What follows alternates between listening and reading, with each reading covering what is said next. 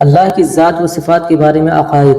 اللہ ایک ہے، کوئی اس کا شریک نہیں، نہ ذات میں، نہ صفات میں، نہ اس کے کاموں میں، نہ حکم دینے میں، نہ ناموں میں، وہ ہر حال میں موجود ہے۔ اللہ ہمیشہ سے ہے اور ہمیشہ رہے گا، اسے کبھی موت نہیں آئے گی۔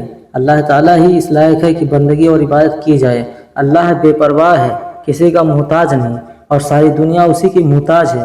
اللہ کی ذات کا ادراک عقل کے ذریعے محال ہے، یعنی عقل سے اس کی ذات کو سمجھنا ممکن نہیں، کیونکہ جو چیز عقل کے ذریعے سے سمجھ میں آتی ہے، عقل اس کو اپنے گھیرے میں لے لیتی ہے۔ اور اللہ کی شان یہ ہے کہ کوئی چیز اس کی ذات کو گھیر نہیں سکتی۔ اللہ کے کاموں کے ذریعے سے مختصر طور پر اس کی صفتوں اور پھر ان صفاتوں کے ذریعے اللہ تعالیٰ کی ذات پہچانی جاتی ہے۔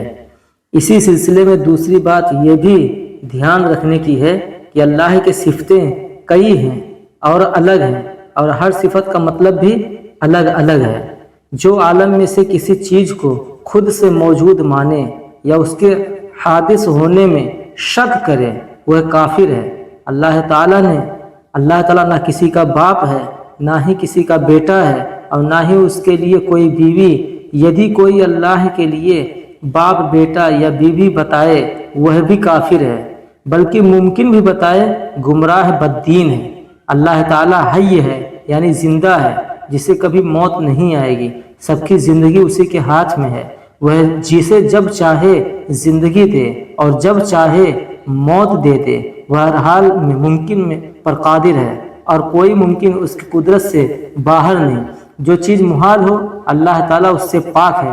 اللہ ہر کمال اور خوبی کا جامع ہے، یعنی ساری خوبیاں اس میں ہیں، اور اللہ ہر اس چیز سے پاک ہے جس میں کوئی بھی عیب، برائی یا کمی ہو، یعنی اس میں عیب اور نقصان ہونا محال ہے۔ وہ ہر کھلی اور ڈھکی چیز کو جانتا ہے، اور اس کا علم ذاتی ہے، اور ذاتی علم صرف اسی کے لیے خاص ہے۔ جو کوئی ڈھکی چھپی یا ظاہری چیزوں کا ذاتی علم اللہ کے سوا کسی دوسرے کے لیے ثابت کرے، وہ کافر ہے، کیونکہ کسی دوسرے کے لیے ذاتی علم ماننے کا مطلب یہ ہے کہ بغیر خدا کے دیے خدا خود حاصل ہو۔ اللہ جو چاہے جیسے چاہے کرے، اس پر کسی کا قابو نہیں، اور نہ کوئی اللہ تعالیٰ کو اس کے ارادے سے روک سکتا ہے۔ نہ وہ اونگتا ہے اور نہ ہی اسے نیند آتی ہے۔ وہ تمام جہانوں کا نگہبان ہے، وہ نہ تھکتا ہے اور نہ اکتاتا ہے، وہی سارے عالم کا پالنہار ہے۔ ماں باپ سے زیادہ مہربان اور حلیم ہے۔ اللہ ہی کی رحمت ٹوٹے ہوئے دلوں کا سہارا ہے، اور اسی کے لیے بڑائی اور عظمت ہے۔ ماؤں کے پیٹ میں جیسی چاہے صورت بنانے والا وہی ہے۔ اللہ ہی گناہوں کا بخشنے والا، توبہ قبول کرنے والا، اور قہر اور غضب فرمانے والا ہے، اور اس کی پکڑ ایسی کڑی ہے کہ بنا اس کے چھڑائے چھوٹ ہی نہیں سکتا۔ اللہ چاہے تو چھوٹی چیزوں کو بڑی کر دے اور پھیلی چیزوں کو سمیٹ دے۔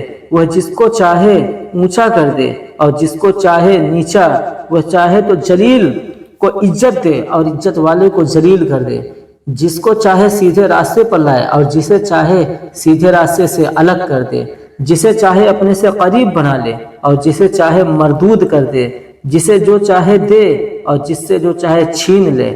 وہ جو کچھ کرتا ہے یا کرے گا وہ انصاف ہے، اور وہ ظلم سے پاک و صاف ہے۔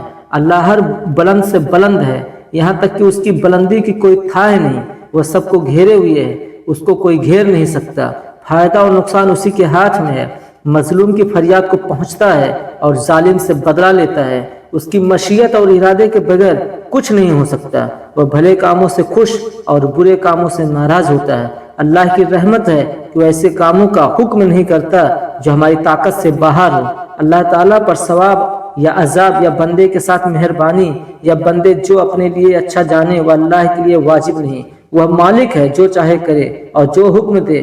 ہاں، اللہ نے اپنے کرم سے وعدہ فرما لیا ہے کہ مسلمانوں کو جنت میں اور کافروں کو جہنم میں داخل کرے گا، اور اس کے وعدے اور وعید کبھی بدلہ نہیں کرتے۔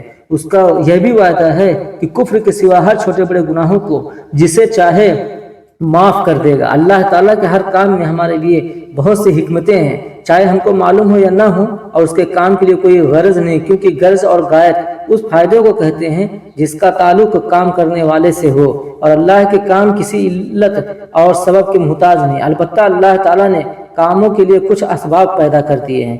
آنکھ کے سبب سے دیکھا جاتا ہے، کان کے ذریعے سے سنا جاتا ہے، آگ جلانے کا کام کرتی ہے اور پانی کے سبب سے پیاس بجھانے کا۔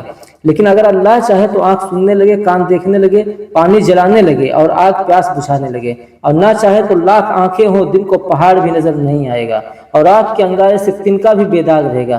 وہ آگ کتنے گزب کی تھی کہ جس میں کافروں نے حضرت ابراہیم علیہ السلام کو ڈالا۔